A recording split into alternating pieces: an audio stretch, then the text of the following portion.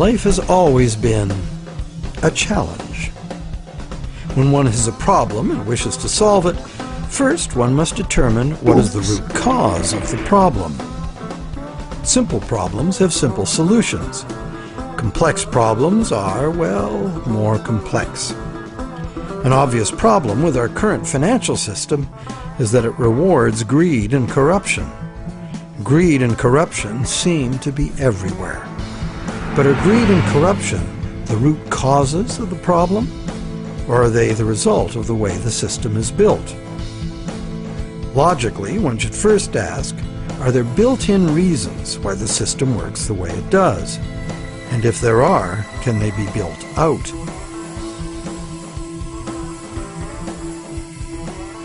Some say the basic reason the system is unstable and leads inevitably to corruption is the charging of interest. As explained earlier in this series, in our current bank credit as money system, the principal amount of a bank loan is simply created from the borrower's promise to pay back the principal plus interest in money. But the money to pay the interest is not created. The obvious but untrue conclusion is that it would therefore be mathematically impossible to pay off all debts. Many who call for money reform call for the abolition of interest as the solution to the problem. But is interest really the problem? Yes, there would be a serious mathematical shortage if all loans were concurrent and had to be paid back in one lump sum. That problem might apply to gangland loans and sometimes to farm loans, but that's not how the banking system works in general. Bank loans usually get paid back in a series of payments over a period of time, and for good reason. Money is both a stock, the amount in existence at any one time, and a flow, the transactions over time that the money is used for. Flow works like this. If I, the rich guy, lend you $1 and that was the only dollar in existence, the stock, could you pay me back $100? Well, if it had to be paid in one lump sum, no. That other $99, the interest on the loan, would be impossible to pay. It would be impossible to pay even in $2 payments, because there is only $1 in existence. But if I let you pay me the $100 in $1 payments, magic happens. In fact, in $1 payments, you could pay me back any amount of interest if you lived long enough. The only condition required to make full payment of a $100 debt with only $1 in existence is that I give you the opportunity to earn or otherwise get that dollar back each time you pay it to me. This is the flow, and by means of the flow, the same dollar can be paid any number of times and becomes effectively many dollars, all legitimately representing the work done to earn them. It is always the work, the real value, that pays the debt and gives the dollar its value, not the dollar itself. The relationship in our example is dreadfully unequal because the man with the money has enslaved the man without it, just like the real world, some would say. But a simple loan at interest need not produce a shortage of money or cause unpayable debt if flow is 100%, as in our example. Flow is the real measure of economic activity. It's much more significant than the stock in a money system as it multiplies the effective money in circulation. Given that today we use an exclusively debt money system, what is flowing in all these transactions is credit or promises to pay money. This credit is ultimately nothing more than the promises of borrowers to pay this credit back, usually according to a time schedule and usually with interest added. To pay this credit back, most of us will have to work and earn it by being productive. So, therefore, the real value of the money that flows in our economy today is created by our promises of future productive work. We take a loan in order to have something now rather than later. We agree to pay interest on into the future, thus reducing our future spending power, often by more than the amount of the original loan. However, with an understanding of flow, we see that there's no intractable arithmetic problem with the charging of interest. The problem is a social and systemic one. Lenders have neither obligation nor incentive to spend all their interest income so that the borrowers can earn it again and again. In fact, money lent once into existence is lent as existing money a second and a third time in expectation of more gain. The problem is basically one of incomplete recycling. Where money needs to be spent, earned, and used to extinguish the debt that created it, it is instead lent or invested for gain. In other words, money that must be extinguished is, instead, expected to grow forever.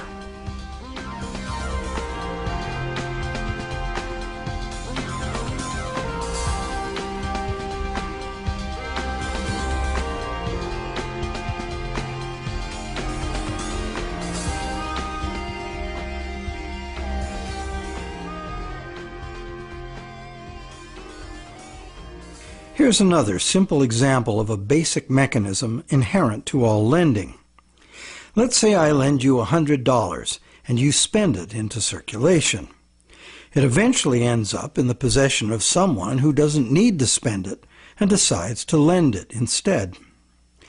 Now once again, let's say this is the only $100 in existence. So you have to borrow it from the secondary lender in order to pay off your debt to me. But now you have to borrow it from me to pay the secondary lender. This twice-lent money has become a perpetually unpayable debt. This debt can never be extinguished, nor even reduced without a default. Notice that interest doesn't even enter into this equation. The problem of perpetual debt remains, interest or no. And even if the money itself is of intrinsic value, like gold or silver, or if it is issued by governments as cash, twice-lent money creates perpetual debt exactly the same way.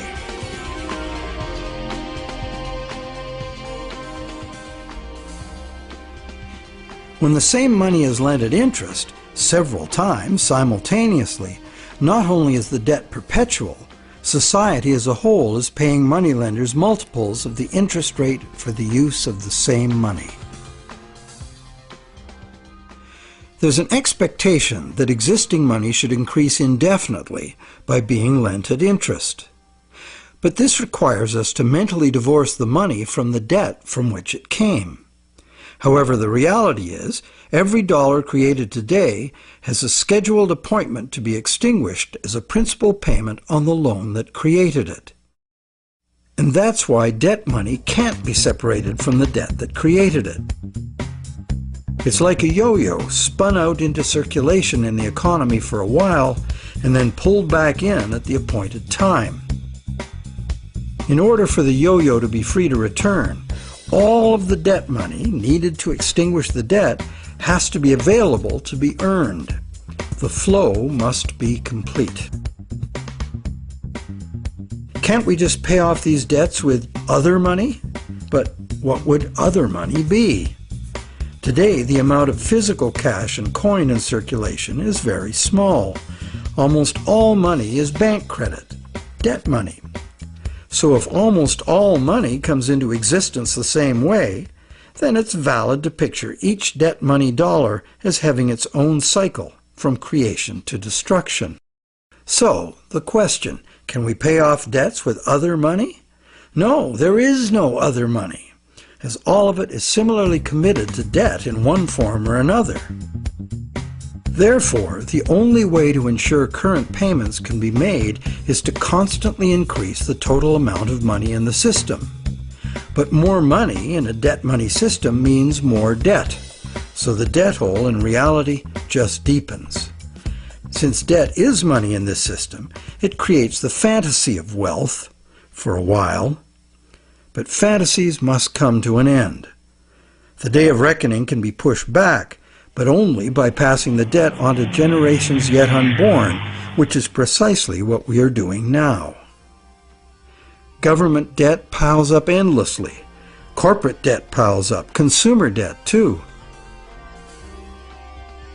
As long as total debt keeps increasing, the system can stay ahead of the debt monster. But all of this debt is an absurd fantasy that our descendants will surely never repay. Nor would they be advised to, as repayment of debt would eliminate the money stock and plunge the world into a depression. Once real growth levels off due to the inherent limits of human productivity or the limited resources of a finite planet, this growth-dependent money system can only resolve its impossible arithmetic in a destruction of value. This can either happen through a deflationary spiral of credit defaults and falling prices, or by the devaluation of the money unit. Taken to extremes, either course of events will destroy an economy and even a civilization.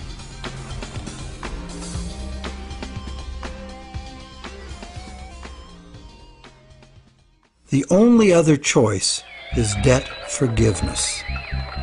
In the ancient world, a regular debt jubilee, society-wide forgiveness of debts, was a common practice to deal with these unavoidable problems with lending. It was considered normal, even by the rich and powerful, that the general good of society took precedence over the rights of those rich enough to be lending money for profit.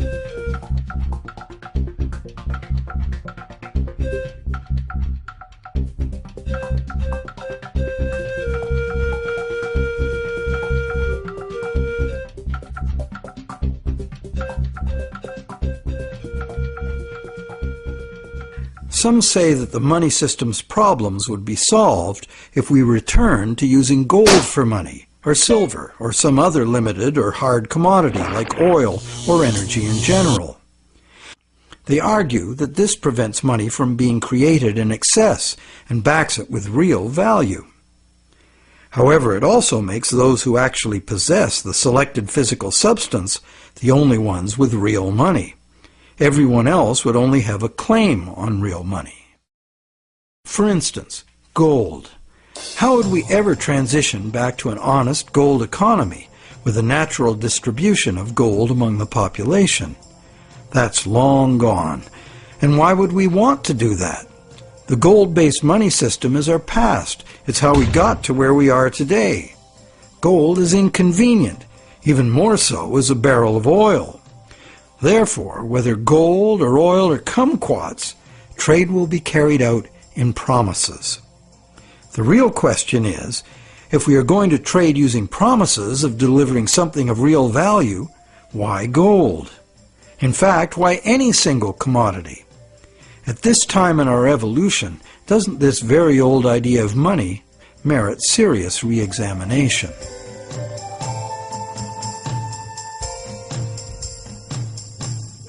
It can be argued that our current elastic debt money is backed by real value, every bit as meaningfully as gold.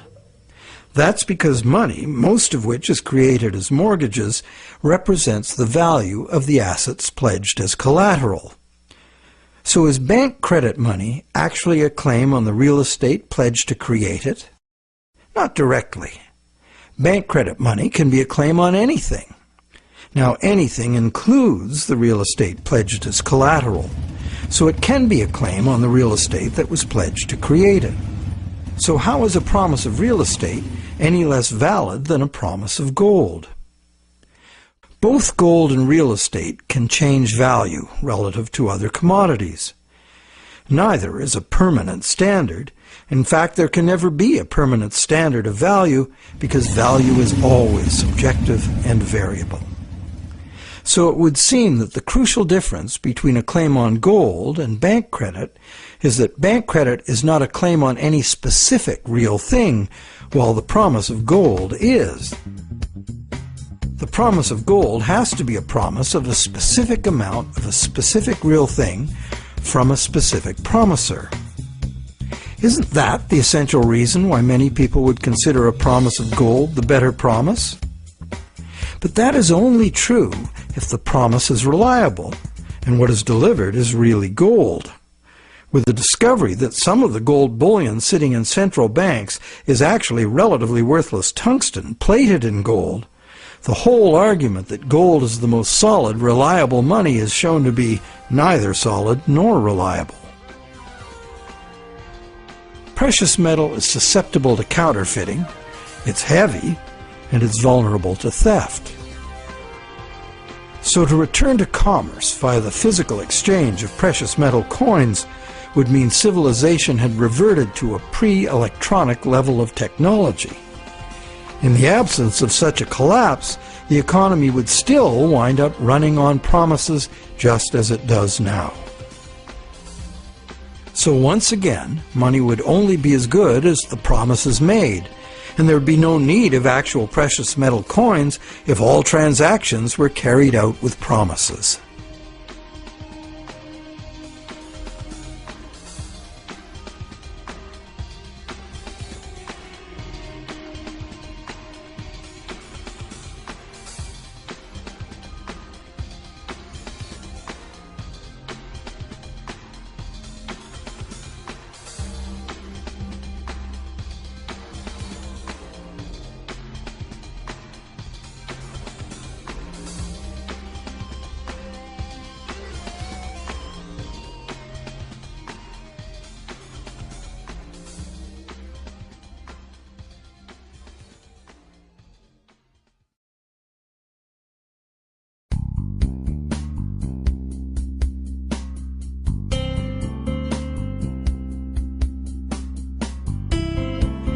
The fundamental question is, what does the need for money to enable trade have to do with the amount of some shiny metal there is, or the amount of any single natural resource or commodity, or real estate for that matter? Where is there any meaningful relationship between the functional need for money and any of these things? To answer that question, let's go back in time and find out when money started and why it became what it is today. We know that Stone Age people had money. In the Stone Age, before writing was invented, money had to be a portable object of value, because that was the only technology available. That's why rare shells and stones, from which jewelry could be made, were ideal as money. A rough standard of value for these money objects developed over large areas, enabling extensive networks of indirect trading. This way, people could obtain specialty items not available in their own environment, and look good doing it. The popular concept of jewelry as a store of value has continued to this day. In later agricultural civilizations, cattle were often the standard value objects for large transactions, and salt for small ones. Salt was rare in those days and valuable. Roman soldiers were paid in salt, thus the term salary, meaning payment for services. With the invention of writing, trade in other commodities could be carried out using promises of cattle and salt. The cattle and salt weren't necessarily what was finally delivered. They were just commonly understood units of value in which the real trade goods could be conveniently priced. Written credits were expressed in these two common units, although they represented a variety of real goods and services. This form of money was ideal for local economies, where traders were known to each other and pledges could be collected upon.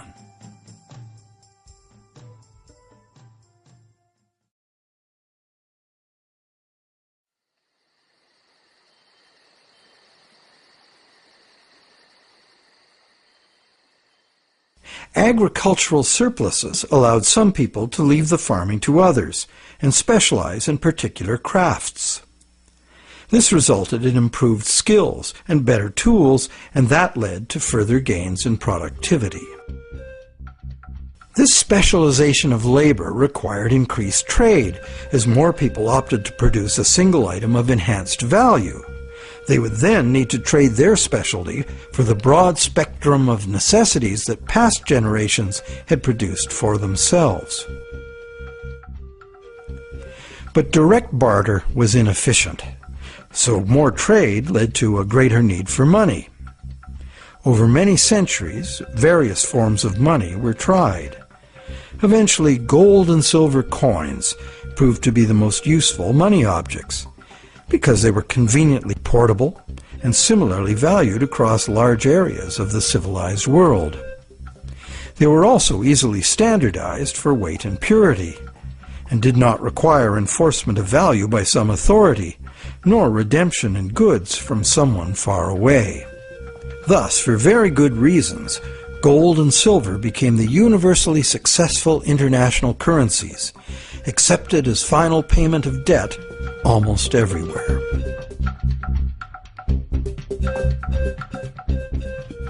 The problem with a system in which money is a standard commodity is that it is most efficient when only one standard commodity is used.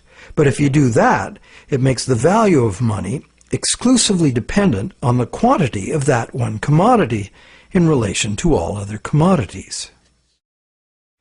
For example, the Spanish thought they would be fabulously wealthy with all the gold they stole from the Aztecs and the Incas, and then turned into money back home.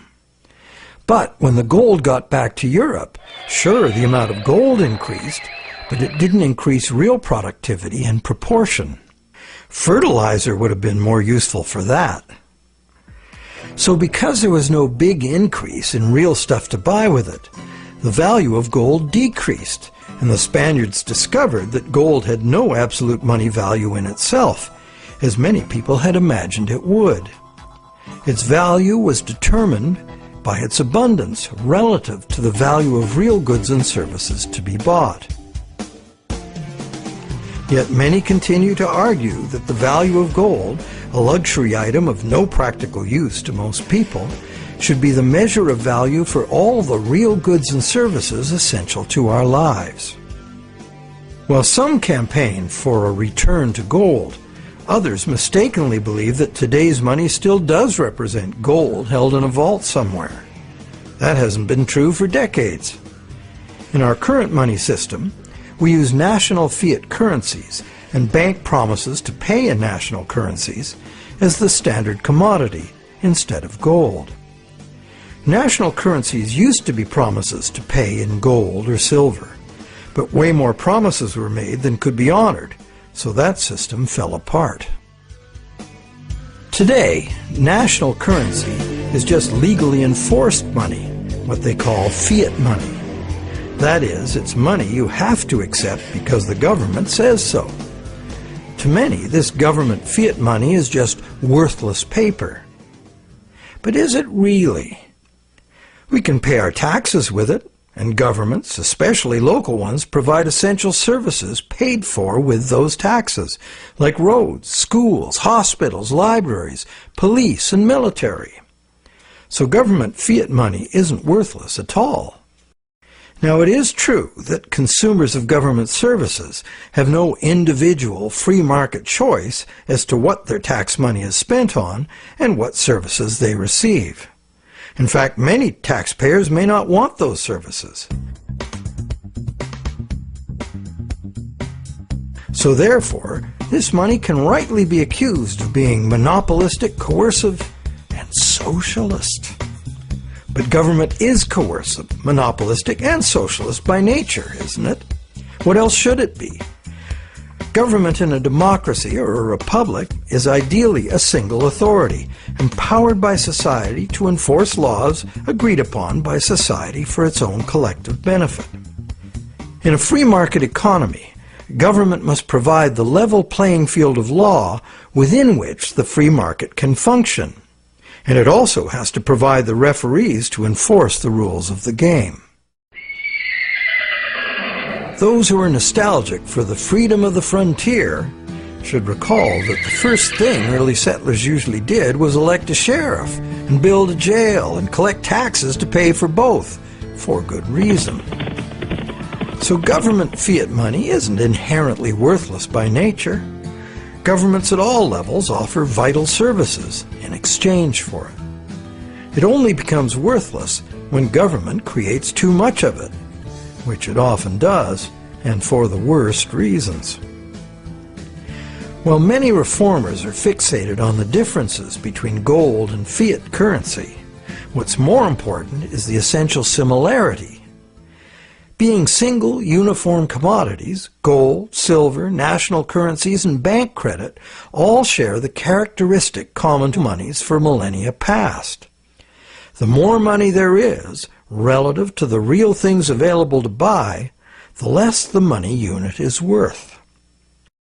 Thus, the total quantity of money in circulation is extremely important to maintaining the general price levels. And today, this quantity is largely determined by the demand for new money to purchase real estate and speculative equities. This makes the supply of money for general trade particularly vulnerable to real estate and stock market bubbles.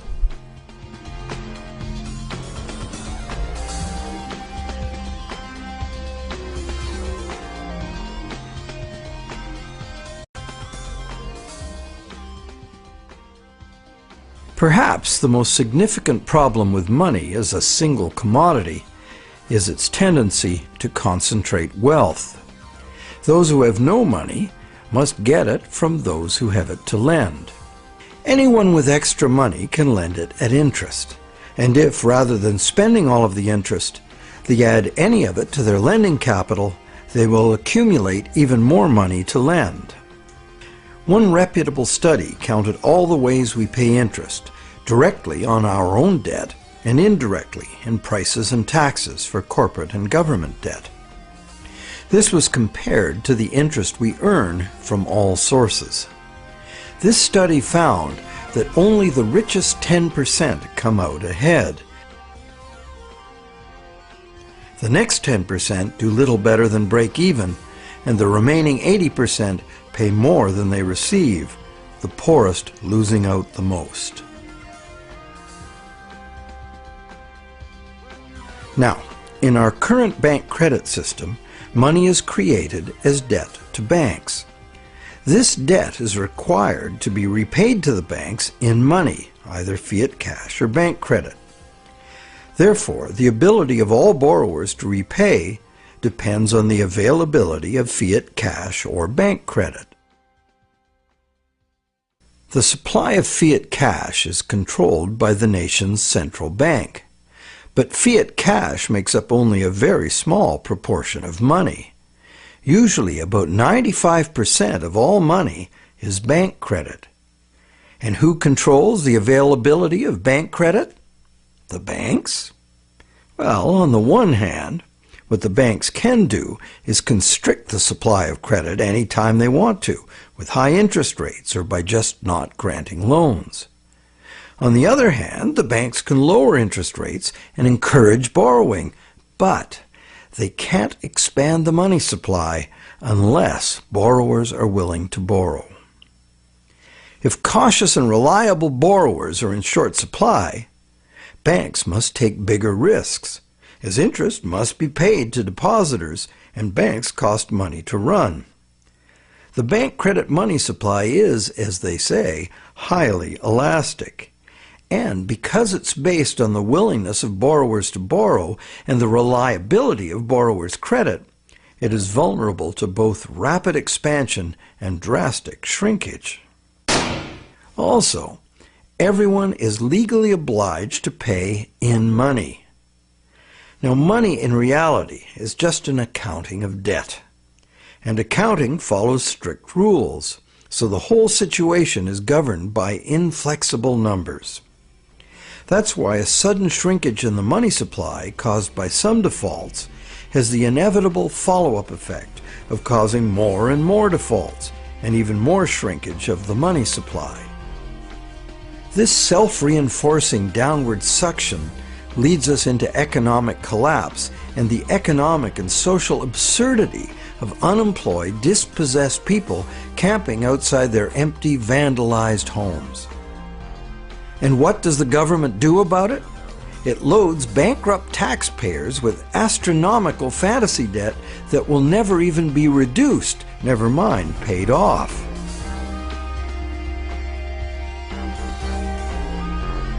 All this is done to fill up the negative balance sheets of the banks With money the banks never had in the first place.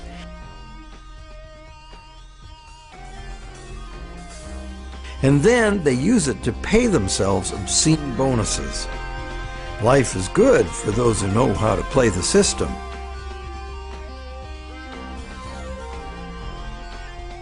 The bailout scam was the biggest daylight robbery in the history of the world.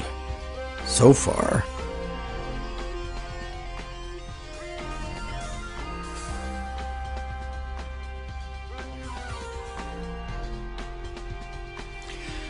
All of these tendencies of the money as commodity system are features of the system itself.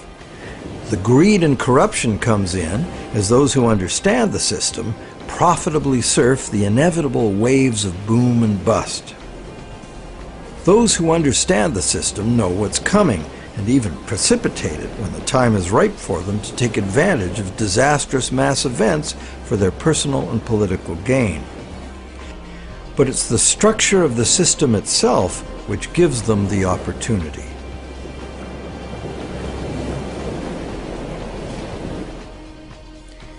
And they have taken this opportunity over and over again since ancient times. People complain of the injustice, blame each other, blame the left or the right or whoever the scapegoat of choice is. But they never really catch on to the reasons this keeps happening. That's because most of us shy away from trying to understand the true nature of money and of freedom. The basis of freedom is essentially the freedom to exchange goods, services, ideas. If you create something in proven demand, you and only you should have the right and the freedom to create and spend the credit money needed by someone to buy it. Money as a portable uniform commodity was invented a very long time ago. It was the only choice using the technological means available at that time. But times have changed. So why is this outmoded technology still the prevailing concept we have for money? Could we go beyond money as we've known it? Could there be a new basis, a fresh concept, a design that could more effectively address the real purpose of money in the 21st century?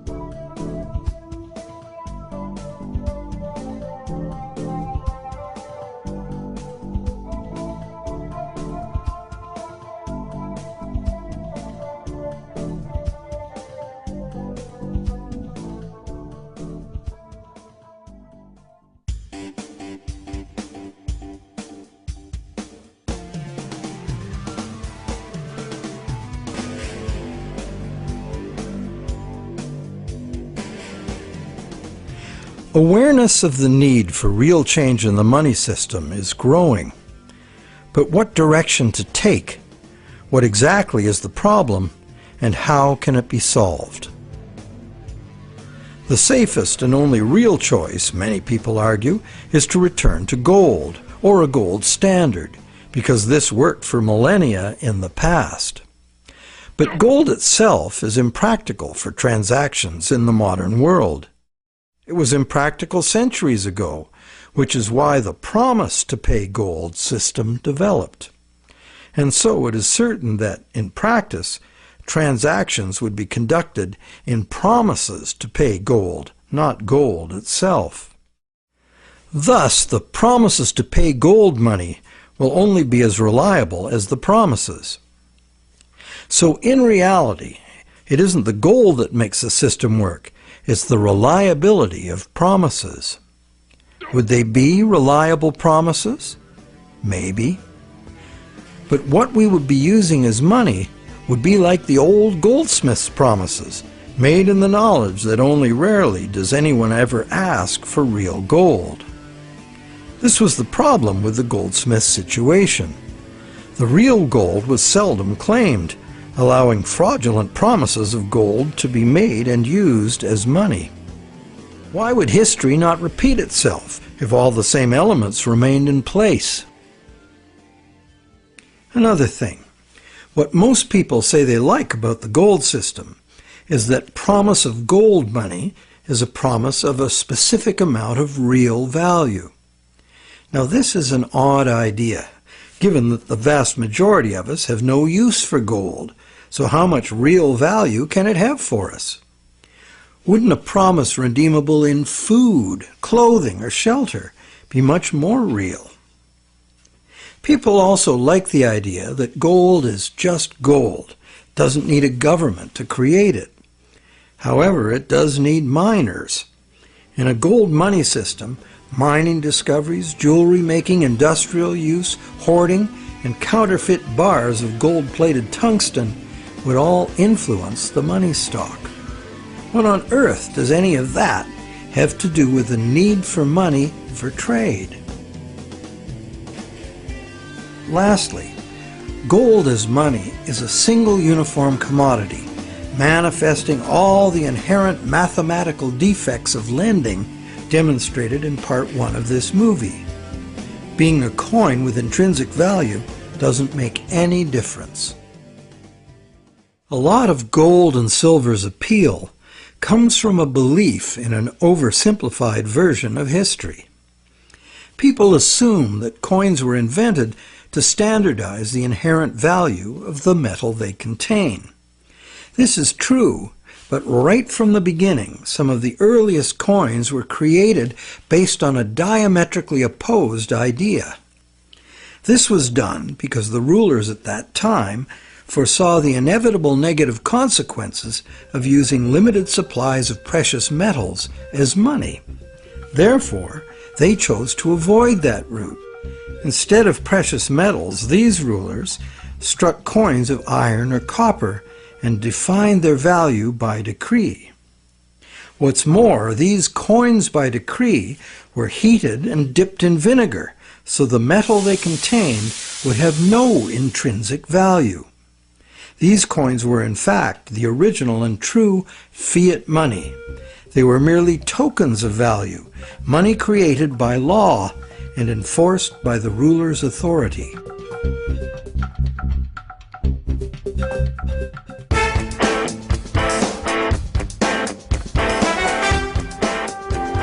Pure fiat money is the other main idea favored by money reformers.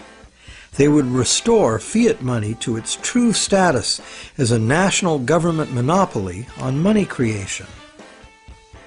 This current of money reform, in stark contrast to the gold advocates, insists that true money is fiat money by authority of the state. This money is to be simply spent into existence as a promise by the state to accept the same money back in payment of taxes. The taxes are compulsory, and the state also promises to enforce the acceptance of this money in court. These are very reliable promises and can result in very reliable money. if not abused. The problem these fiat money reformers have with the current system is that government has given away this power to private bankers and is now borrowing at interest money it could create itself with a few keystrokes, just like the banks do. This results in a massive unpayable national debt on which interest will forever be paid. This ever-growing national debt expands the money supply when new money is created by the central bank to buy more government debt. And the interest burden, passed on through taxes, adds to the cost of almost everything we buy, one way or another.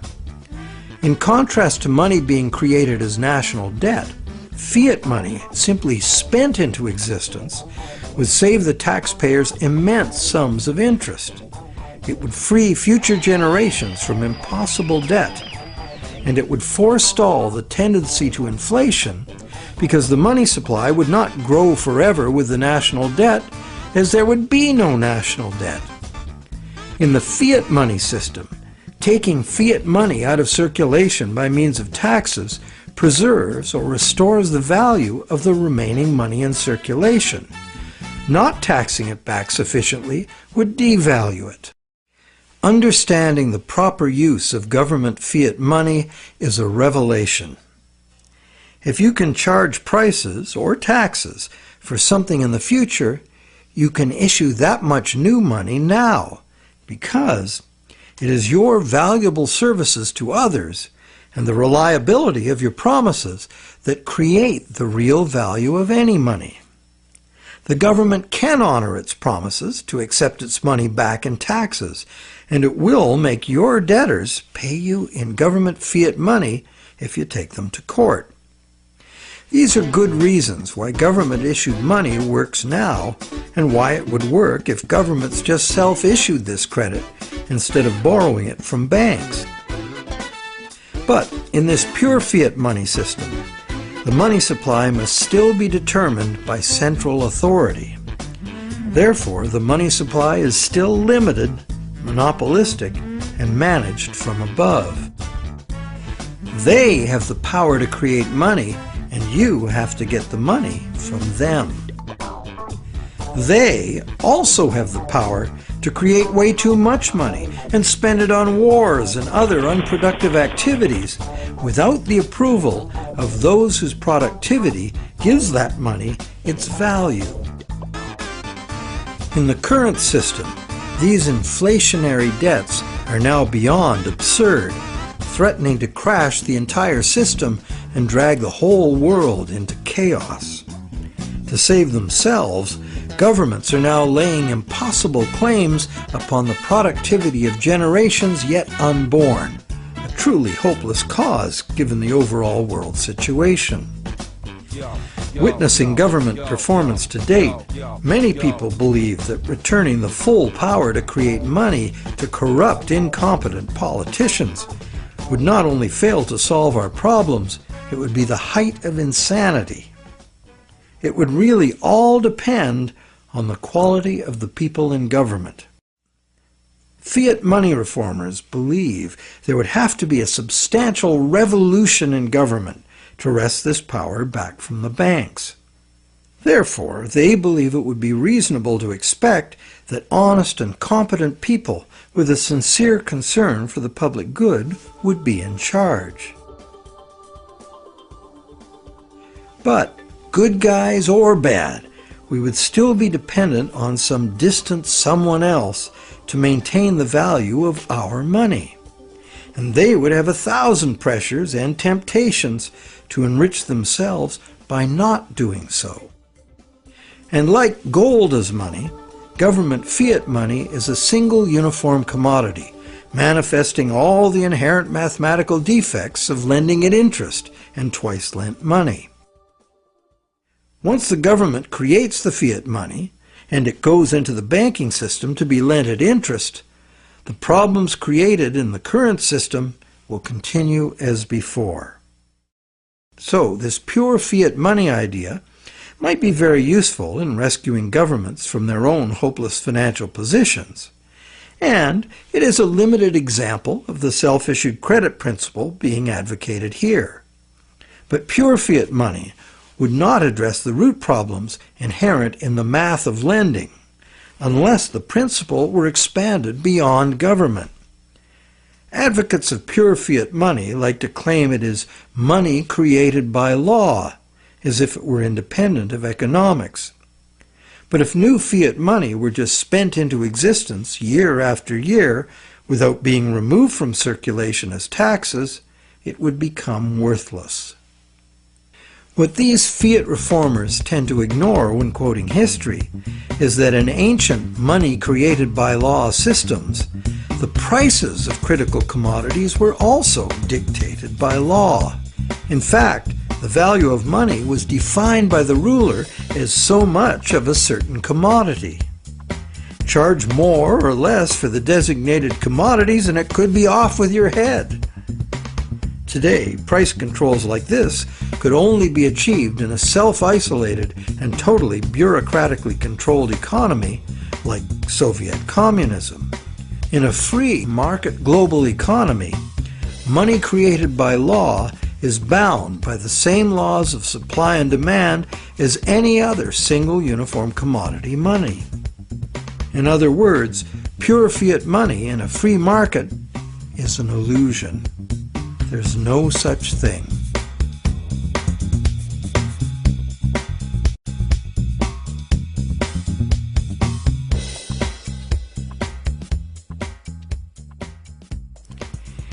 In the third stream of money reform are the various types of so-called alternative currencies, all of them based on some concept of money being created as self-issued credit.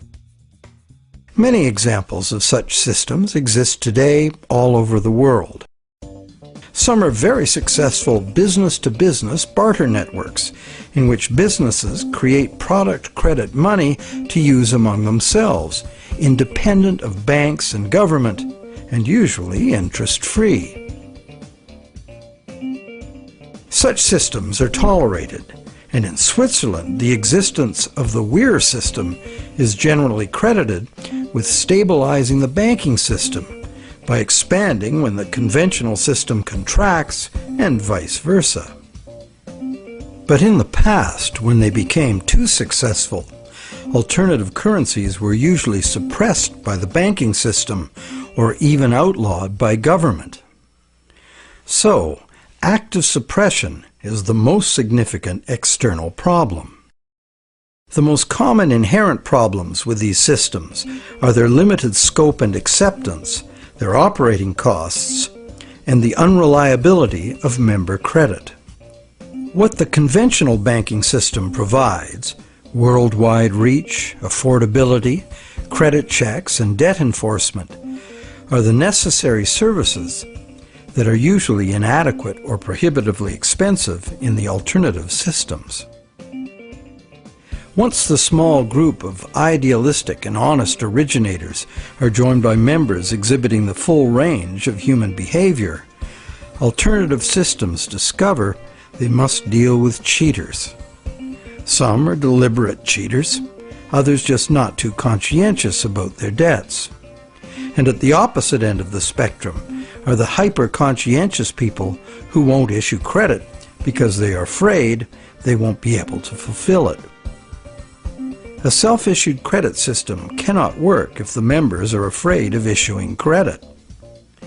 And that is why it makes far more sense that government and essential industries like farming, forestry, mining, manufacturing, and construction should be the main and widely accepted sources of self-issued credit, not vulnerable individuals trading haircuts for pottery.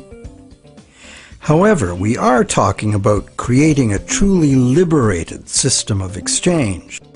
Therefore, in this proposed new system, anyone would have the freedom to issue credit, because only voluntary acceptance would determine the circulation of it. The cost of accounting in self-issued credit systems could be overcome entirely by emerging technologies, allowing the creation of a digital coin.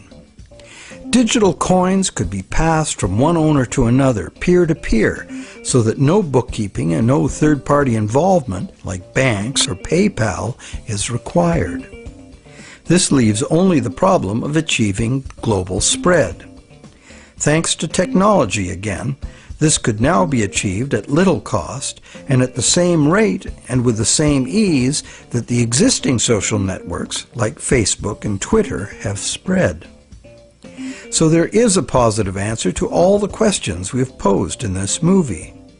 And there is a solution that has the potential to unite the three seemingly conflicting schools of money reform into one cohesive movement for fundamental monetary change.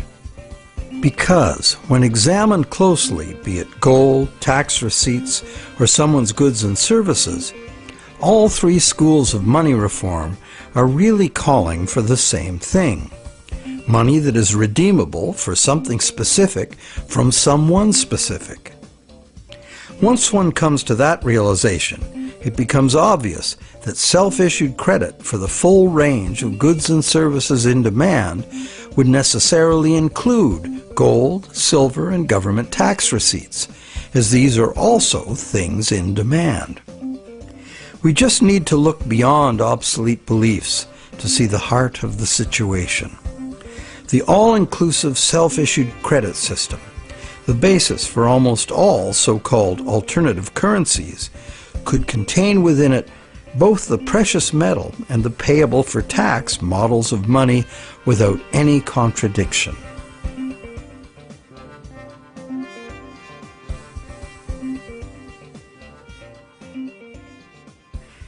Money has both religious and social histories that are fascinating and go well beyond just the need for trade. But for our practical purposes in this presentation, money is the invention that overcame the limitations of direct barter. Money is, therefore, a technology, a way to solve a problem. Most of us would agree that we have a problem with our money system. This is no surprise once we realize the current system was designed by bankers in their own interest, and governments wanting to pump out artificial money to wage war and pay for it with the hidden form of taxation called inflation. It was not a well-thought-out project of mathematicians and engineers seeking to create a money system for the general benefit of humankind. There are now many people, including mathematicians, engineers, and even cartoonists, trying to rethink money as the need to do so becomes obvious. In this presentation, we've proposed that we return as close to direct barter as we can, because doing so would anchor the money system directly to the real-world things we want to exchange. The destructive flights of fantasy money that have brought the current system to its breaking point would not be possible. Self-issued credit is not a new idea. It is, in fact, an idea as old as numbers and written record keeping. That is very old. However, only with our new technologies can it finally achieve its full potential as an international medium of exchange. And this transformation is already underway. Extensive electronic barter networks, some with their own currencies, exist among businesses right now. These could grow into a new global money system. In Canada, Canadian Tire money has been a self-issued credit for goods currency for decades. This money is redeemable for merchandise at Canadian Tire stores only, but is widely exchanged as payment by third parties because almost everyone eventually buys something at Canadian Tire. Like air miles and other bonus point systems, it is only a customer reward program at present. But anything that can serve the purpose of money can be money. Private enterprise self-issued credit money already exists in several forms all over the world, and more private enterprises are going in this direction. Money becomes money by acceptance. So one could say, The path to freedom lies before us if we can only accept new and broader ideas of what money is. Looked at logically, why wouldn't a legally binding contract for delivery of specific goods and services from a specific supplier be much more acceptable as a medium of trade than the much abused government bank monopoly money we are using now? And does it not seem natural and logical that the source of money should be the same as the source of real wealth, the productive members of society?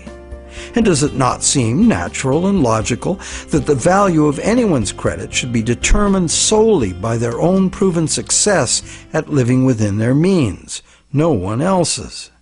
And does it not seem natural and logical that the value of what we have earned with our work and productivity should not be susceptible to being destroyed or stolen by the gambling of some very greedy people?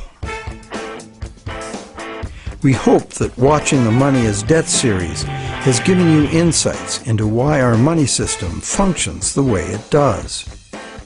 We also hope that we've demonstrated how a return to gold or a switch to any single uniform commodity as money does not solve the fundamental problems with money. Manipulation of single commodity money has milked productive people of their life energies and prosperity for millennia. That this predatory wealth extraction system could soon take the form of a single global bank emerging as an unaccountable big brother world dictatorship should concern everyone. We hope you're encouraged to do your own thinking about money, a subject that has been ignored and misunderstood by the public for much too long, to our great disadvantage.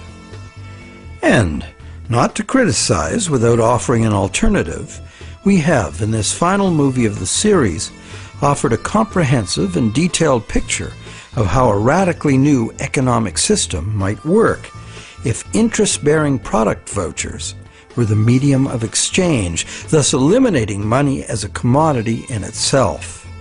Instead, money would be a global measurement unit like minutes, meters, and tons. The existing physical situation on this planet is not sustainable, and the number one technical obstacle to doing anything serious about it is the current growth-addicted money system, which is itself unsustainable. The crisis is upon us. If you'd rather think about solutions than despair about the problems, think about taking back our money power with self-issued credit. Join with others who realize the need for radical change and spread this knowledge and understanding as fast and as far as you can. The masses of people must take upon themselves the responsibility to wake up, realize our power, and create something better.